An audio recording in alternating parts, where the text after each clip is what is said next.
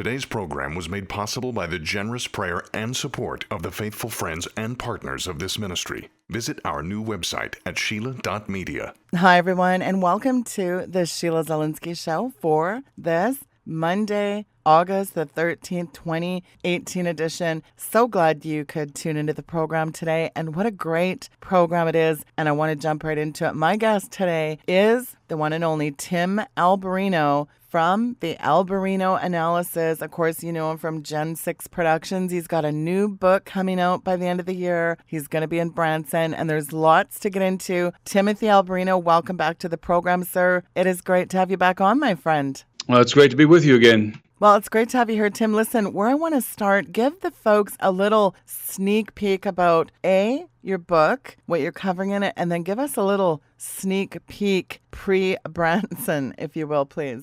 Well, obviously everybody's going to be presenting material related to transhumanism and the hybrid age at the conference. And that's kind of a broad spectrum when you get into it. So I've decided to, rather than focus on the actual technologies, the emerging technologies that are under development and the technical aspect, I've decided to focus my attention more on the philosophical aspect of transhumanism, the religion, we might say, of transhumanism, and define the hybrid age. What does it mean that we're moving into the hybrid age? So I'm going to be covering a lot of things at the conference, so I really don't know where to start. But one thing that I think escapes a lot of people when I think about transhumanism, a lot of people at this point are aware of transhumanism, at least in a general sense, that there's a new movement that's really unique to the 21st century, I should say, that is encouraging the human race to apotheosize, to become gods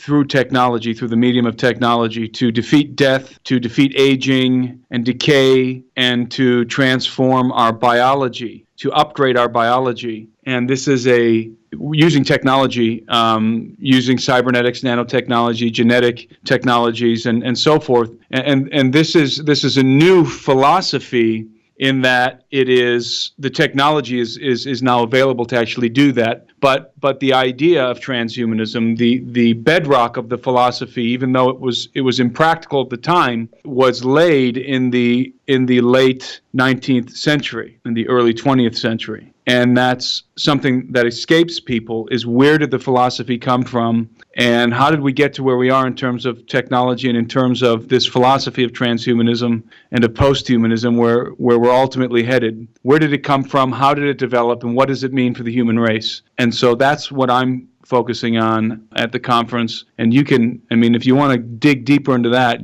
we can go deeper into it, but that's in a nutshell what I'm presenting.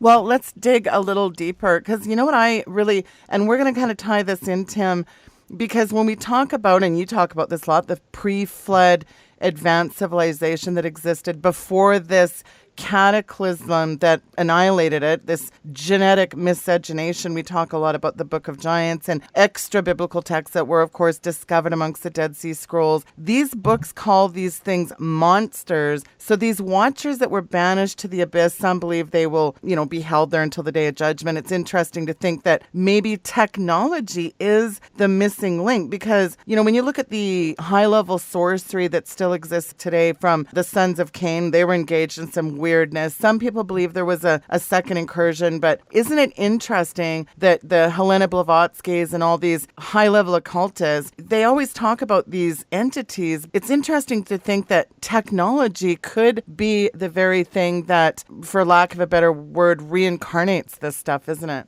Yes, I think that technology is the medium through which the activities that occurred in the pre-flood world are going to be repeated. So we're going to see a reoccurrence of what happened, what brought the world to ruin in the antediluvian age. We're going to see a reoccurrence of those transgressions, of those same mechanisms, but we're going to see them unfold through the medium of technology in our time. And what we're seeing right now is the convergence of all of these technologies, which is unprecedented, that we have all of these emergent technologies, including, I mentioned some of them before, genetics, robotics, artificial intelligence, nanotechnology, and cybernetics, and so forth. All of these technologies are relatively new, and they've all been developed in isolation isolation, but no longer are they being developed in isolation. Now they're being integrated together and developed as a whole, and they all are now incorporating components of one another. And what the end game of all of this technology means for the human race is nothing less than post-humanism. That is the end of the line. That's where the technology is going. It's what Barbara Marx Hubbard calls conscious evolution. It is the human race deciding to evolve itself. It is Friedrich Nietzsche's will to power. We are going to make a conscious decision. We already are subconsciously, but we're going to make a conscious decision in the near future to evolve our biology beyond Adam, to become something other than human. We will decide collectively to become post-human, and that is the deception. That's what is happening, what's fomenting behind the scenes are the adversaries of the human race. The human race has adversaries, not just Christians. Everybody is familiar with the idea that Christians have adversaries in the spiritual realms and so forth, and even in among other human beings, the persecuting elements of among humans that are persecuting Christians throughout the earth. But the human race itself, Christian, secular, whatever, has an adversary, has adversaries. Not just the adversary, not just the devil, but non-human adversaries that hate us and that want to take from us, that want to steal our birthright, frankly. And so these agencies, I call them alien agencies. That's exactly what they are. They're not us. They're alien to us. Their alien agencies are involved in a conspiracy to take what belongs to us, to take from us what belongs to us, and to usurp the earth, to usurp our authority on the earth. And it's a long and it's a deep rabbit hole, but that's where this is headed. Post-humanism, there's a new religion coming. I call it apotheotheism. It's a contrived word that I've created myself. Apotheotheism. That is the religion of the future. We're moving into a time in which men are no longer going to simply deny the existence of God. And by the way, not just the existence of God, but the advent of the flood, which is key. Men are going to move from a posture of denial to open defiance against God. That's the future on planet Earth, and that's some of what I'm going to be unpacking in Branson. Wow, sounds so interesting. Well, and as you said, transhumanism, it isn't a new concept. In my opinion, it actually really started in the garden with this tantalizing offer of immortality. Ye shall be as gods. You mentioned Nietzsche's Uberman, Superman, these supermen and demigods we see. The Nazis were backbreeding to the Nephilim with these ideas of recreating this empire of the gods. Now, you have an interesting take on these exiles of Atlantis and what kind of perhaps alchemy and sorcery and necromancy and technology was deployed to open gateways, portals, doorways, entryways. I mean, that would certainly explain how the knowledge of the unsanctioned offspring made it through the flood, certainly. I mean, it all ties together into this idea of what a second incursion might have looked like. Talk about that. Well, I have a theory called the exiles of Atlantis as it pertains to how the offspring of the Watchers, the genetic line of the offspring of the Watchers made it into a post-flood context. How did they make it through the flood? There are several contingencies. In fact, there's probably at least half a dozen when you look at all of them. And the most popular contingencies are that A, the genes made it through the offspring of Noah, through Noah's sons' wives, is a popular contention. Or B, there was another incursion. There was a second incursion. In other words, it happened again. The Genesis 6 advent happened again in the earth after the flood. Watcher-type entities descended, took wives among the children of men, copulated with them, and produced more offspring, more hybrid offspring. I find both of those scenarios to be unlikely for several reasons, although they are possible, but in my mind unlikely. I favor a contingency which allows for the escape of some of the entities from the empire of the gods, from the antediluvian age. Some of the hybrid entities, and maybe even some of the human components, I don't know, depending on what kind of technology was available to them. Now, why do I say this? Well, that would seem anti-biblical, and I get accused all the time of ignoring what the text plainly says. But one thing we have to understand about the Bible, especially the Old Testament, especially the book of Genesis, just like the book of Genesis is very analogous to the book of Revelation, that may come as a surprise to people, but it actually is. It's very closely related, very closely associated with the book of Revelation. It's exceedingly enigmatic, the book of Genesis. And so the book of Genesis doesn't tell us everything plainly. In fact, it tells us some things apparently plainly that it doesn't actually mean. And there's some examples of that. So when we talk about the potentiality of entities escaping the flood, we can find the evidence for this in the myth and legend of every primary culture across the earth. Every primary culture in the earth has a cataclysm myth, a myth concerning the great cataclysm that occurred in ancient times that destroyed the earth, that annihilated the inhabitants of the earth, that destroyed, in most cases, it's related as a cataclysm that destroyed an empire of the offspring of the gods, a hybrid empire, the Golden Age. Part of the myth, in most cases, we find a flood, because that is in fact what happened. The flood, God sent a flood. Most myths will relate the flood. Some just talk about a cataclysm, a great war, a great cataclysm that destroyed the empire of the gods. And so in most cases we find a flood, but in almost every case, we find the narrative that somebody escaped, and not just Noah, that the human beings obviously made it through the cataclysm. The Bible says Noah, and that's the truth. That's the true narrative. Noah made it through the cataclysm because God preserved him and his offspring and the animals that were with him. So Noah made it through, but not only did the human race make it through, according to these myths and legends, but also some of the quote-unquote golden race, the hybrids, the offspring of the gods, some of them, or at least their knowledge, made it through some other means outside of the ark, outside of the preservation, the providential preservation of the human race. And many of these myths talk about entities, whether it be winged dragons or serpentine dragon type creatures, or reptilian type entities, the Naga, for example, in the Indian lore. Some of them talk about the Anunnaki type creatures, the Apkallu type entities that made it through, according to Sumerian lore. And there's all different kinds of myths and legends out there that are hinting at the idea that somebody somehow survived that should not have survived.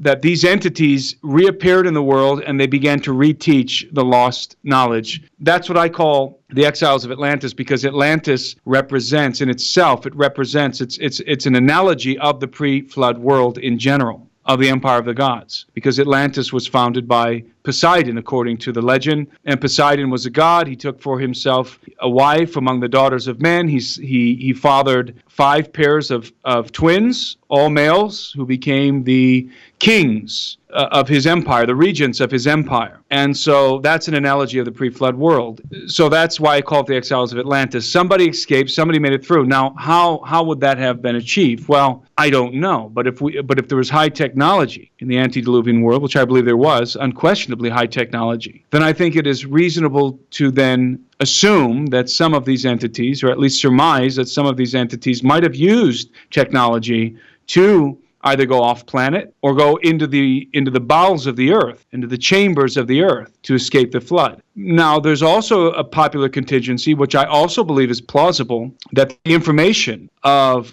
some of the knowledge of the Watchers was rediscovered by subsequent generations, post-flood generations, and somehow they were able to reconjure something in the earth, and you got to a degree a reoccurrence of what had happened in the world before the flood. It's very technical, it's a very complex situation, but when I look at, for example, the kind of technology that I have personally seen with my own eyes, the kind of aerial craft that we associate with unidentified flying objects, UFOs. If that kind of technology existed in the pre-flood world, and I think there's indications that that it did, then it's not hard to imagine something or somebody escaping the flood. Yeah, I think you're right on track there. Well, and you just talked about this golden age race, the way the Luciferians, Tim, want to recreate not just the golden age, a time of great sorcery, alchemy, the genetic destruction, but Blavatsky and, as you just said, these other Atlantean hybrid entities. You went to Sardinia. The genes of the giants are still in the lineage amongst the people of Sardinia. Do you think the Nazi breeding program, this Lebensborn, I kind of call it the backbreeding to the Nephilim, these bizarre experiments with full skeleton DNA testing, could these giant humanoids, could they be reanimated? Or could technology hold the key to unlocking this golden age recreation, for lack of a better word? Well, the Nazis believed that they were a degenerated race,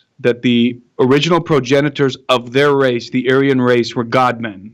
And that's the terminology they use, but the more accurate terminology would be were the offspring of the gods, were hybrids, were the offspring of the gods, were demigods. So the Nazis believed that the Aryan race, the root of the Aryan race, were demigods. So did Blavatsky. And so they were actually, they were somewhat accurate in this belief if they would have changed the terminology. They believed that within the Aryan gene pool, the genes of that demigod race they were latent in the gene pool of the Aryan people, and they had to be refined. The Nazis had to breed out all of the weak elements, all of the weak genetic elements, and refine the original genetics of their genesis, which again they believed to be the offspring of the gods. And so the Nazis believed that they were from an Atlantean type empire, and that Atlantean type empire was destroyed in a great cataclysm, just like I mentioned. And this wasn't, by the way, a mythological belief. This was a philosophical and a theological belief. Yeah.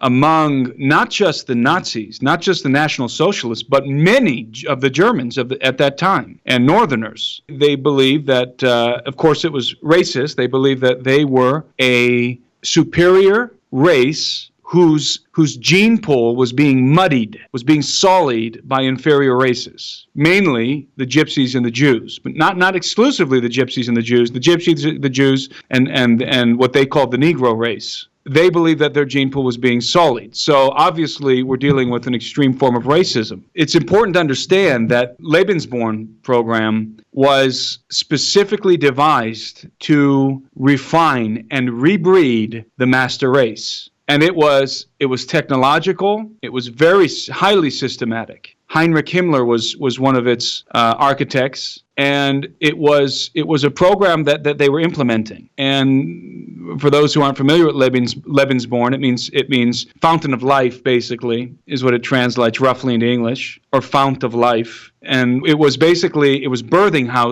houses. It was places where women who were determined to be of pure Aryan stock, young women, would be gathered together. They would live almost in like a cloister, almost like a nun's cloister. And the Nazis, the Aryans, that were mainly of the SS, part of the SS, Himmler's faction within the National Socialists, would go to these birthing houses, these Lebensborn houses, and they would copulate with these women.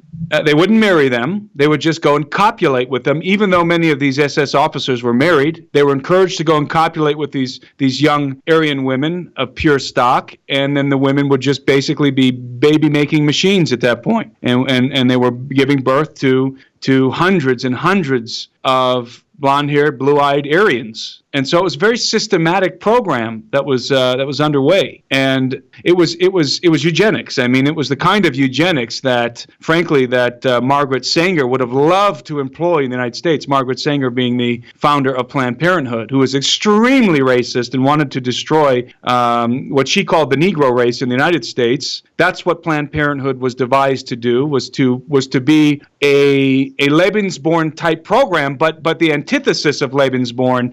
Hitler was trying to breed in the master race. She was using the same kind of tactics to breed out the inferior races in the United States. Planned Parenthood is exceedingly racist.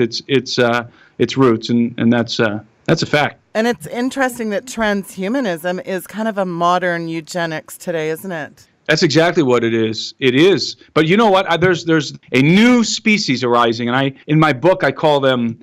There are two divergent human species. You have just the good old fashioned broken down degenerate humans, us. I call us nea-humans, as in Neanderthalic humans, because that's what we're going to be considered. And then you have the new transhuman stock, the neo-humans, the new humans, the upgraded humans, and there's going to be a class system. If you're upgraded, you're going to be in a different class than, and a lot of people who aren't going to upgrade, by the way, are the religious people, not just Christians. A lot of Muslims will refuse these upgrades, and Hindus and so forth. We'll all be looked at together collectively as Neanderthalic, holding on to the barbaric rudiments of human society, not evolving, not consciously evolving with the rest of humanity. In fact, Barbara Marx Hubbard views us as a threat that needs to be removed, called from the population, that we are hindering the conscious evolution of the human species to take their rightful place among the ascended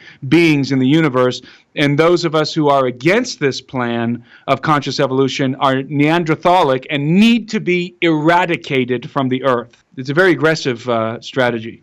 Well, and not only eradicated, but, it's sold under the guise of, hey, you know what God did is just didn't quite cut it. He needed a little help there, didn't he, Tim? Yes, I think it's, the ultimate root of transhumanism is, as we all know, in the Garden of Eden. You shall be like the gods. Yeah. And when it says you shall be like the gods, I think people get that wrong in that they think that the snake, the serpent, the being, the reptilian being is what I think it was, in the garden was telling Eve that she could be like God, or the Son of God. And I don't think that's what he was conveying to her. I don't think that Adam and Eve were that foolish. I think what this being was telling Adam and Eve was, look, you guys were made to be a little lower than the angels, which is what the Bible says concerning the human race. But you can be like them. You can be just like them, like us, in other words, coming from this serpent. I call angels, because angel is a very nebulous term,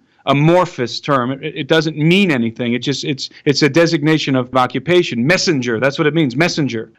So I call the angels the elder race. They were before us. It's an accurate term. They were before us. They pre-exist us. There are elders in terms of creation, and I think that when the serpent, this serpentine being was what he was telling Eve was, you can be like us, like those who are greater than you, who were before you, and that's what he was offering, because the knowledge that they have and that they had was much greater than the knowledge that was given to the human race. However, the authority that was given to Adam, as it pertained to the earth, was much greater than the authority. In fact, Adam had authority on earth, and they did not. And so it's a usurpation. That's the end game is usurpation of the human race. It's a very complex subject matter but that's where the roots of transhumanism are derived. Is with the serpent in the garden, you can be like them, like the gods, and that's where we're going. That's exactly where we're going. Well, you just said knowledge.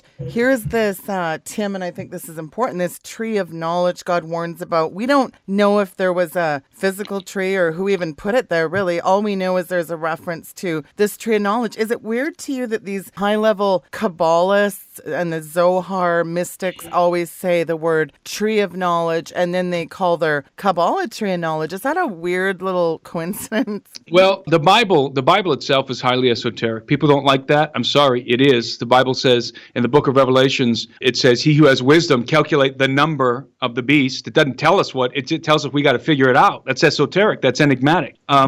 That's how prophecy is, by the way. That's what the nature of prophecy is. It's not plain. It's hidden for the wise to unravel, and for those who are given revelation. So this is where I'm going. Is there were two trees in the garden. There was the tree of life, and there was the tree of knowledge. Now, somebody is called the tree of life in the Bible. Yeah. Jesus is called the tree of life. So the tree of life is Jesus. And now, does that mean there wasn't an actual tree? That's not what I'm saying. I don't know, but I do know that the scriptures are telling us when we say tree of life, we're also saying Jesus. We're saying the Son of God. And so, what does that mean then? If we know that there's a dual meaning to tree of life, then isn't there also a dual meaning to tree of knowledge? Beyond being just being a biological tree, does it mean something beyond being a tree? If Jesus is the tree of life, then who is the tree of knowledge? Rather than thinking of it as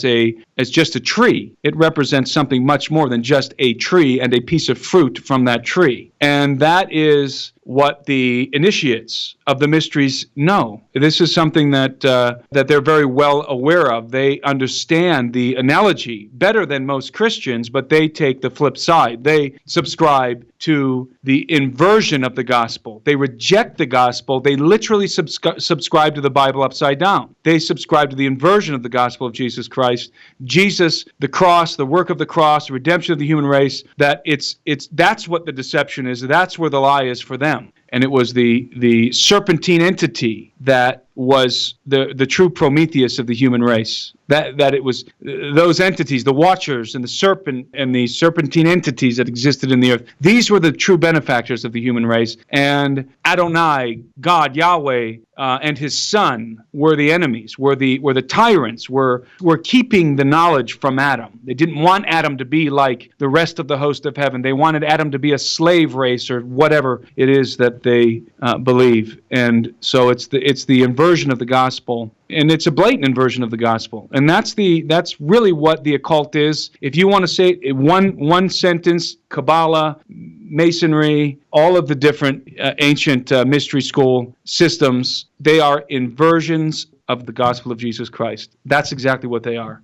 Exactly, yes. And inversions of the gospel, to me, are anti-Christ. And yet churches are not talking about this stuff. Oh, who cares about the antediluvian pre-flood world construct? It's important. Why? Because when people, Tim, understand the historical context and a true historical timeline, they'll understand what's coming. The Bible's real. There's a lost and dying world out there that needs the gospel of Jesus Christ. Yet if they could understand what really went on in history, they'd be prepared for the future, and that Jesus is the only way out of this mess that's coming. The biblical narrative is the last place that people want to look in the world. Look at these ancient alien expeditions where they go like to places like, you've been in Sardinia. They say, oh yeah, this is proof of aliens. This is proof we came from them.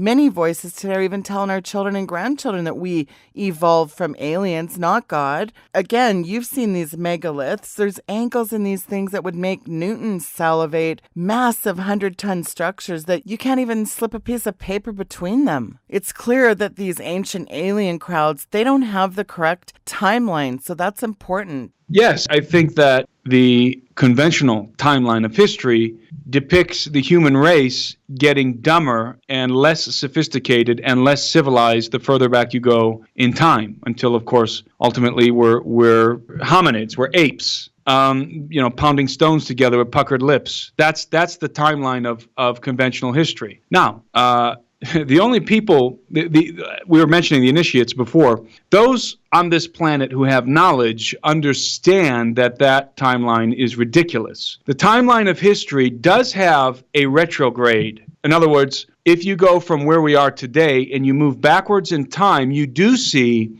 the retrograde of civilization, the retrograde of technology. It's gradually getting more and more barbaric. It's gradually getting more and more rudimentary, going back in time until you hit until you arrive at what I call the tombstone in the timeline of history. You're retrograding from the 21st century all the way back to the tombstone in the timeline of history before the Sumerians. What is that tombstone? It's the flood. If you then move beyond the flood, if you go further back in time beyond the flood, you're no longer in a retrograde. Now you're moving into a period of time on this timeline of history that is incomprehensibly advanced, using a form of technology unknown in many ways to the human race, and dealing with knowledge and entities that are superiors in terms of knowledge and understanding, and even in technological terms.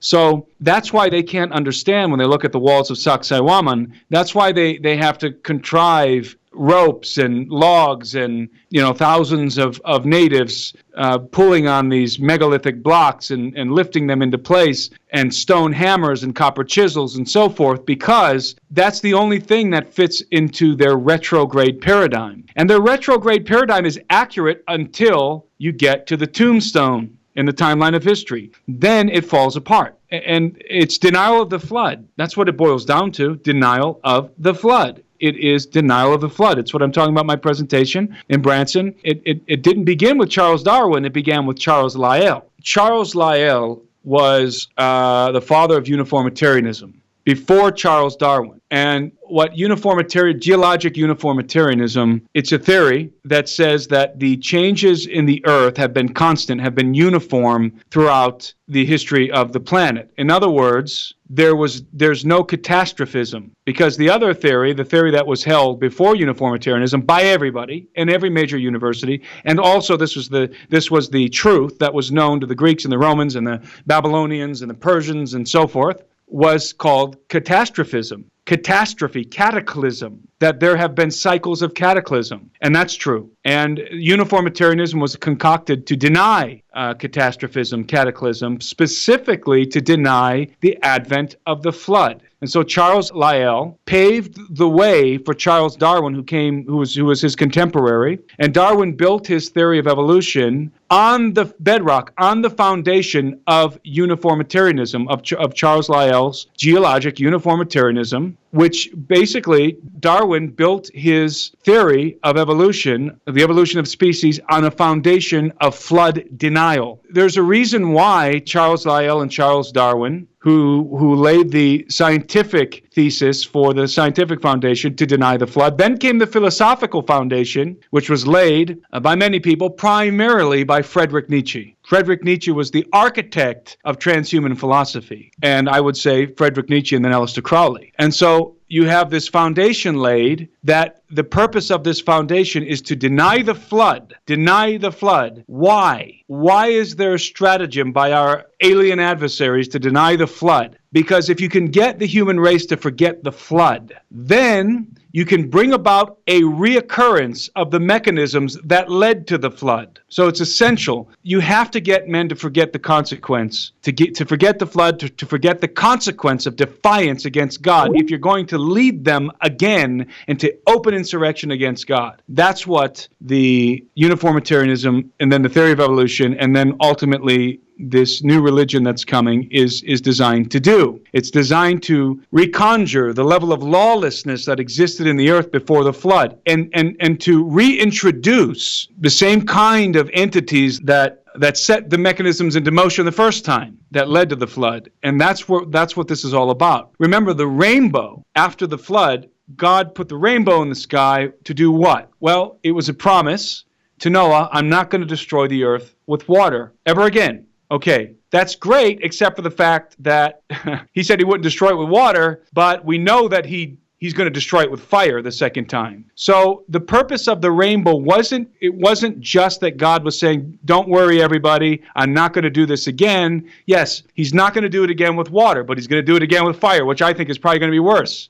So what was the real purpose behind the rainbow? The rainbow is supposed to evoke in the minds of men the memory of the flood, the memory of the consequence of defiance, the consequence of insurrection against God. That's what the rainbow represents.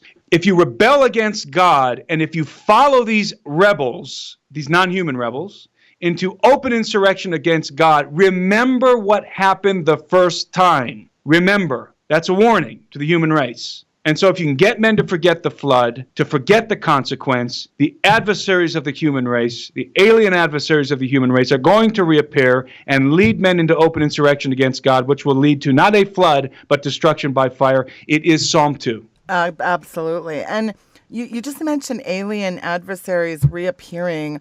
You know, it's interesting. A lot of high-level decorated military men over the years, Tim, have talked about these alien ships crashing. They contain body and parts of crafts. And these cleanup crews, they swoop in, boom, nothing to see here. There really is a powerful cover-up. You know, and then you have these abductees that are written off as kooks, especially when some of them are really very decorated military men and people of really upper echelon backgrounds. Many people ask, who are the aliens? And I'm going to let you answer that, Tim. The term alien, a lot of Christians don't like that term, but it is the most accurate term we can possibly use. Alien, simply defined, means something other than us. It is alien to the human species. It's not us. And so it's a very accurate term, and we ought to use it. Our adversaries are alien. They are not us. I don't care. I'm not particularly concerned where they come from. That doesn't matter to me. I don't know where, quote unquote, angels live. None of us know. We might say glibly, well, they live in heaven, but we don't really know what that means, and that doesn't seem to bother us. But if we say that there are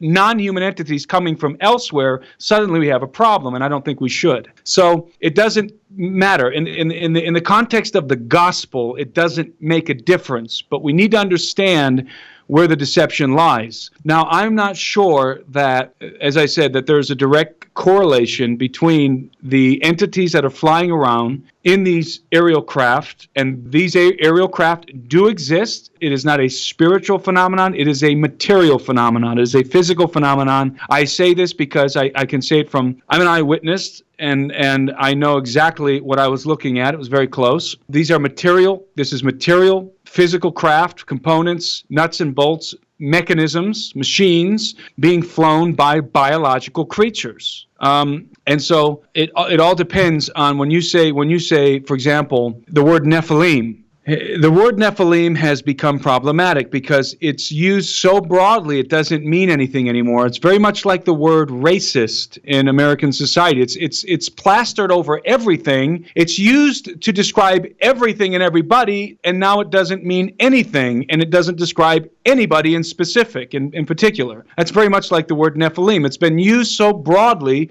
so indiscriminately, that it doesn't mean anything anymore in a practical sense. So I don't accept the idea that aliens are necessarily Nephilim. I think if you're going to talk about Nephilim, I think you're talking about something very specific. But if you talk about aliens and use the term aliens or even extraterrestrials, you're talking about something specific in the sense that we're identifying that these things are not us. So very, very specific in that sense, but very unspecific in trying to define then what exactly they are. And so there's a contention that exists, and it's very popular. It is the most popular contention among evangelicals that are willing to talk about aliens, for example, that aliens are spiritual beings, that the alien abductions in particular, that an alien abduction is a spiritual phenomenon, and that UFOs are somehow spiritual and not physical, and I say hogwash.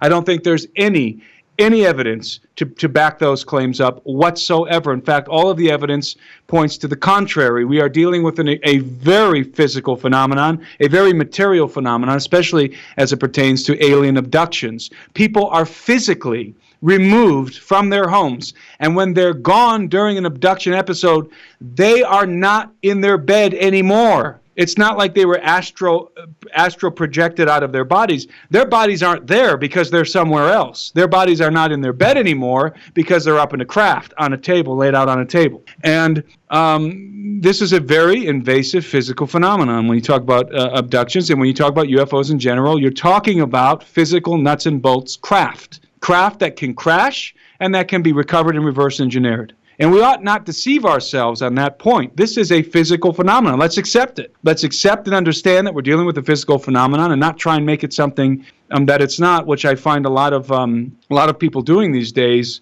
And the scientific world views abductees as they're kooks, even though the truth is, among the abductees, and there are millions just in the United States alone. I'm going to be honest with you, Sheila, and I talk about this in my book, but I think a tenth, and I think that's a very conservative number, a tenth of the human populace on Earth are abductees. The scientific world views abductees as kooks, even though among that tenth, You have doctors, you have psychiatrists, you have scientists, you have government officials, high-ranking government officials. You have physicists. You have all kinds of people in that under that umbrella of abductee, alien abductee. So if you're going to say they're kooks, then you better understand who you're defining as a kook. For one thing.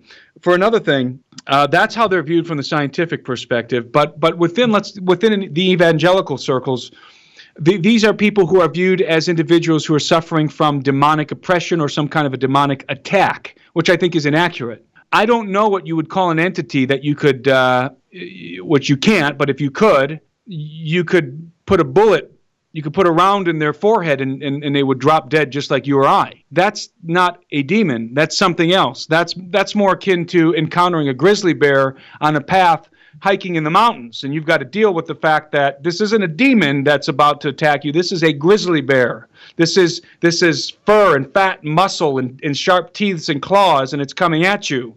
And you can wish it to be a spiritual phenomenon all day long, but when that thing gets on top of you, your illusion is going to dissipate really, really fast. And that's the way I view alien abductions. Is you can wish this to be a spiritual phenomenon all day long, but when you're physically being removed from your home and taken up into a craft and having things done to you physically, it's delusional to think that it's a spiritual phenomenon. It is in every way physical. And I think the sooner we understand and accept the fact that this is a physical phenomenon, the quicker that we might begin to understand how to prohibit it from happening. But the powerful cover-up, I mean, even the Catholic Church, they're interested in baptizing aliens, Tim, and the Catholics barely batted an eye when the Pope said that. You look at the Pontifical Academy and some of the, the alien tech research they've been doing. You know this. The Church in the Vatican has built over tombs of giants. They buy up this land. They shut everyone up. A lot of these properties at the Vatican, they own ruins and ancient structures and even treasure, but the Church of Rome is really interested in aliens and giants. Is that weird? I don't think it's weird. I think that their interest is rational. Yes, better way to say it. However, their motivation is wicked, is deceptive, but their interest is rational. In fact, we all should be interested in if what I just said is true, that there's a tenth of the population are abductees. I mean, my God, I can't think of anything more critical for the human race, more important to understand and figure out. But the Vatican's approaching it from they have a motivation, and their motivation is to prepare the earth for a revelation that is forthcoming. The Vatican, and when I say the Vatican, understand that it's like saying deep state or something like that. It's identifying within the Church of Rome, within the Holy See, a very high-level and secretive organization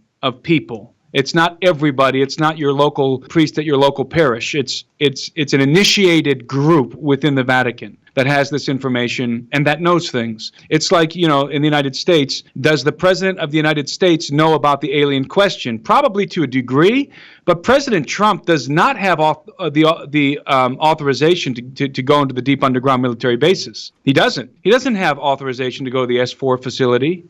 He doesn't have authorization to get into the above top secret facilities that where we're housing our recovered and reverse engineered craft. He doesn't. The President of the United States does not have clearance for that kind of thing. And so does the Pope have clearance for that kind of thing at the Vatican? I don't know. The difference between the Pope and the President is that the Pope is for life, unless he resigns, and the Pope is actually the king. He's not just the Pope of the Holy Roman Catholic Church. He is the king of Vatican City, the king. And so it's autocratic. It's the kingdom of the Vatican is definitely not a democracy. We're talking about a very I'm trying to think of the word. It's ruled by royalty, basically. He's a king. Right. So does he have access to the Vatican vaults? I don't know. I'm saying does Pope Francis have access to the Vatican vaults? I don't know, but somebody does. A group of people do, and the things that they've got in the Vatican vaults, they've kept them secret for a very good reason. And they're getting ready to make an announcement. When I say getting ready for the Vatican, that could mean it could be a decade of them getting ready before they actually make the announcement. But believe me, they're getting ready to make an announcement. Do you think we're potentially getting set up for they're here? likely what is going to be announced in some forthcoming date is not going to be, we think aliens exist and there's biological evidence on Mars. I think that it's going to be they've been here for a long time and we've been in communication and we've been working with them, rather than, hey, we found some kind of an amoeba in the frozen lake in the frozen ocean beneath the surface of Mars. No, it's going to be something much more dramatic than that. All that kind of stuff will be ancillary. It will back up the information that I believe will come out of Vatican City, from St. Peter's chair. In other words, from the mouth of the Pope. Well, and speaking of frozen amoebas, I mean, it's very interesting to me. The U.S. Marines out of Port Hueneme, California, they're stationed. This comes from one of the guys I've talked to. He's stationed 6 months out of the year in Antarctic. They're always flying, he said, these massive aircrafts with equipment. Everything's really hush-hush. I mean, come on, Tim. If it's just a few penguins and a whole lot of ice, there wouldn't be all this need for secrecy, would there? Antarctica is an enigma. It is an unknowable enigma because none of us can get there. And there's so much speculation coming out of Antarctica. What I believe, and this is pure conjecture, is that we are, and when I say we, I mean the human race, is in contact with a non-human race in Antarctica that the Nazis made contact with, and that we are receiving information, and that we are actively involved in cooperation with this race, and that there's all kinds of evidence for advanced civilization under the ice and so forth. That would be my speculation, pure speculation. Right. Do I have anything to any kind of evidence? No, because Antarctica is locked down. Now, we get all kinds of people who email us and who talk to us and say, I was there, or a relative or a friend or an acquaintance was there, and this is what they said. But the nature of Antarctica being so cold and so difficult to get to, I mean, you can't get on a commercial flight and fly to Antarctica. There are certain flights you can go there on certain kinds of tours. Yes, you can get married in Antarctica, so it's not like there's a total lockdown. There's just a lockdown of certain areas of Antarctica. And the reasons are important enough to have the highest level politicians and world leaders and religious officials going down there and meeting with somebody for something. And I can't think of anybody that wants to get on an airplane and just go down to, freeze their butt off in one of the coldest places on Earth just to go down there and talk about global warming, or, like you said, to observe penguins or something. I wouldn't want to do it. And these world leaders, frankly, don't have time for that kind of thing. And it doesn't make any sense unless there's something exceedingly important happening down there. So that's as much as we can know. Everything else is hearsay, speculation, and conjecture. Yeah. And I think it's important to understand that. Well, for the waning time of the show, talk about Branson in September. Now, are there tickets left? I know there's live streaming. Talk about that. The conference is nearly sold out. We have only, if there's by a week or two from now, you're not going to be able to get a ticket to attend True Legends, a conference in Branson. However, the good news is that everybody can attend virtually through the live streaming platform, which is available on our website. And so you might be able to get a physical ticket. Still, there's probably, I would guess, maybe 50 or less available at this point. So there is some availability, and if you get to the website and find out that there isn't anymore, it's because it's sold out. However, you can get a live streaming ticket, and the live streaming ticket, when you purchase a live streaming ticket right now on gen6.com, you automatically get access, and that's live streaming for this year, 2018, this upcoming conference in September. You automatically get all access to all of the sessions from last year's conference for free. From True Legends, the conference 2017, last year's phenomenal conference, you can watch every session for free by simply buying live streaming for this year. So you get a 2-for-1 package, and I would suggest that those who want to live stream the conference, sign up for live streaming now, spend the next month watching all the sessions from last year to prepare yourself for what's coming this year, because in many ways what we're talking about this year is it's directly related to what we were talking about last year. It's the information that we presented last year is going to flow into the information that will be presented this year. So it's a good idea to go and refresh yourself on or if you haven't seen it, to go and watch last year's conference. You could do that by buying live streaming for this year's conference on gen6.com. And you'll see, if you go on the website, GENSIX.com, you can buy your live streaming ticket there and access last year's conference on the website. Now, you're presenting and you're going to be appearing on a media panel. Talk a little bit about that, please, Tim. Yes, I'm doing a presentation, but then Steve and I have put together what we're calling the Next Gen panel this year at this year's conference. And what we wanted to do, because we're addressing the topic of transhumanism and the hybrid age, it's an issue that will absolutely be affecting the lives of millennials, for sure, but even more importantly, their children. And so we've assembled a panel, a millennial panel. Even though I am a millennial, I'm on the very edge of being a millennial, which is not something that excites me. But on this panel, we have the Next Gen panel. We have myself, Josh Peck, Justin Fall, Gon Shimura, and Owen Schroyer from InfoWars. We tried to get a couple of millennial chicks on the panel, but that fell through. We did reach out to a few at InfoWars in different places, so we're stuck with a bro panel this year. So, but that's going to be an exciting feature of this conference, and we're going to have 2 hours for that discussion. So we're going to cover a lot of ground. Well, it's disappointing to hear that you couldn't find a female for the panel, because young women in this field, I really have a hard time even finding any females that really cover the kind of topics even that I do. Women that have an extensive knowledge about this kind of stuff that are younger, I'd say like 30 and under. It's very hard to find anyone that's doing that. It's kind of interesting because guys like Tom Horn, Steve Quayle, they're in their 60s and 70s. We lost a great man this year, Chuck Missler. Tom and Steve, they'll tell you themselves they've been doing this 40 years plus. This is such a frontline center issue for humanity. And I'm so glad that the millennials are taking up the mantle, for lack of a better word. They're filling the shoes of others that have gone before them. And some of them are very tough shoes to fill, by the way. But it is encouraging for me to know that there is going to be a next generation that's dealing with things like transhumanism, which, by the way, really should be the number one issue on planet Earth, period. It's kind of a big deal when there's not going to be any more humans. Yes, I think that it's an affront to the human race. We are the defenders of the human race, by the way. And those of us who stand up against transhumanism and posthumanism, we're not just evangelical Christians defending some kind of a theological position. We are, but more than that, we are the defenders of humanity. We want the preservation of the human race. So I think, my generation, my kids, I've got 4 boys. They're going to be living in a world that's vastly different than the one that I live in. They will be living in the hybrid age. And so this is something that for me and guys like me and Josh and these other guys that are on the panel, this is we see it as a threat and we need to address it.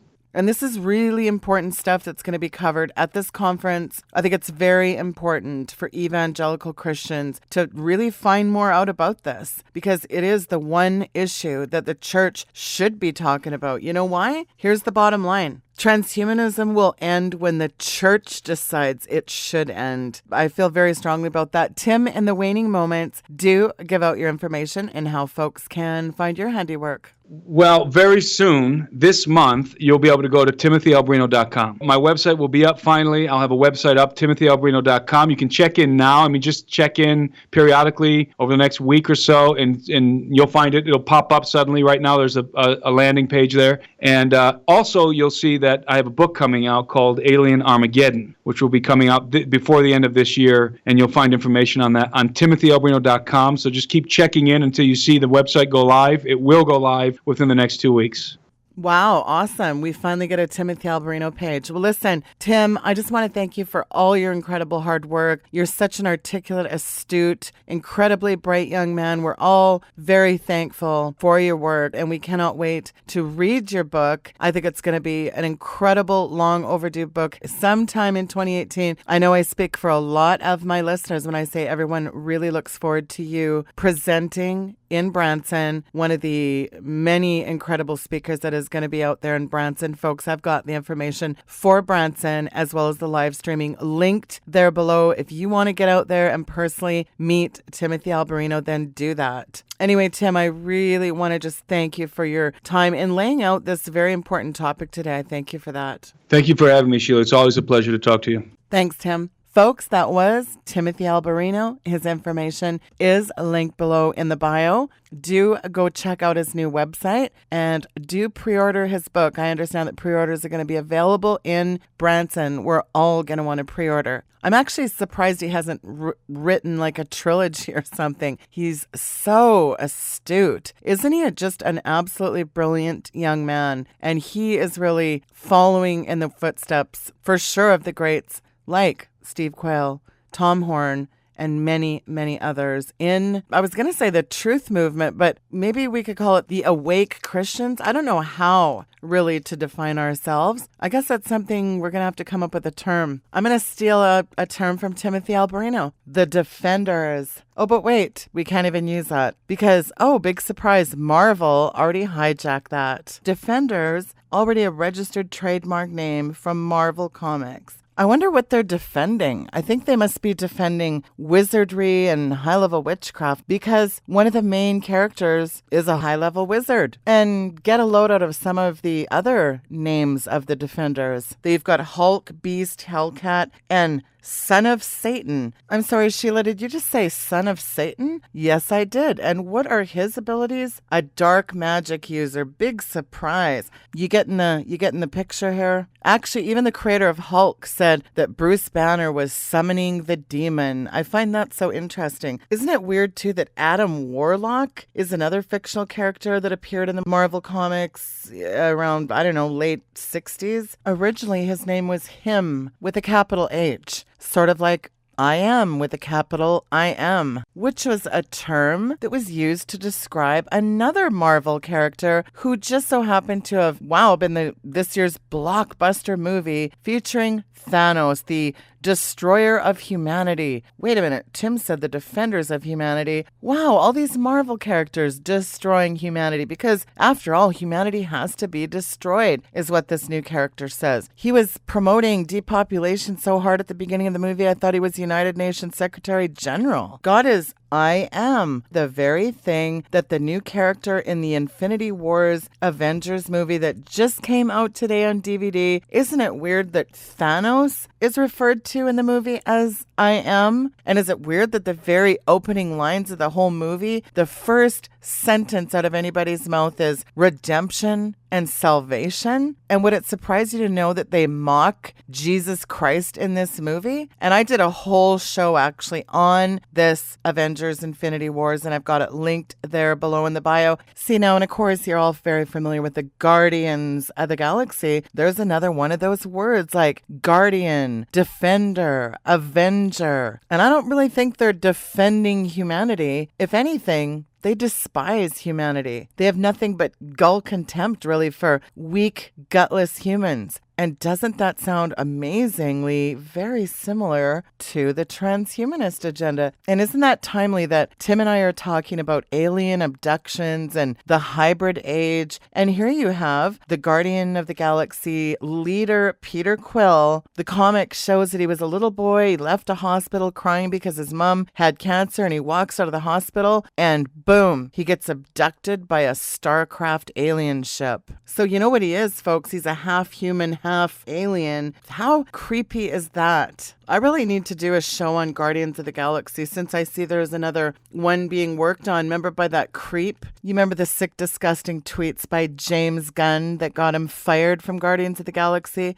And yes, Disney was bought out by Marvel. And you know I've done the Disney deception. I've linked that below as well. This all ties in together, and I don't know why I went down this rabbit hole other than to say, I guess it's really like Tim said in the beginning. It is amazing, this Antichrist agenda through all this hybrid age, just like the conference is called the hybrid age. Well, just read a copy of X-Men by Marvel as well. And we want to talk about hybrids? That's the whole idea. Even as Tim said earlier in the show, Aleister Crowley and Nietzsche, Friedrich Nietzsche, that's where the whole concept came from for Superman, the Ubermensch, the Superman. This all ties into Marvel and DC and this Hollywood agenda of acclimating our kids to mock Jesus and accept, hey, what a cool idea to become these gods in spandex, these demigods, this return of the empire of the gods. It's exactly what we are also talking about today. And again, I'm not sure why I went down this rabbit hole, but in any event, Branson is going to be fantastic. So make sure that you do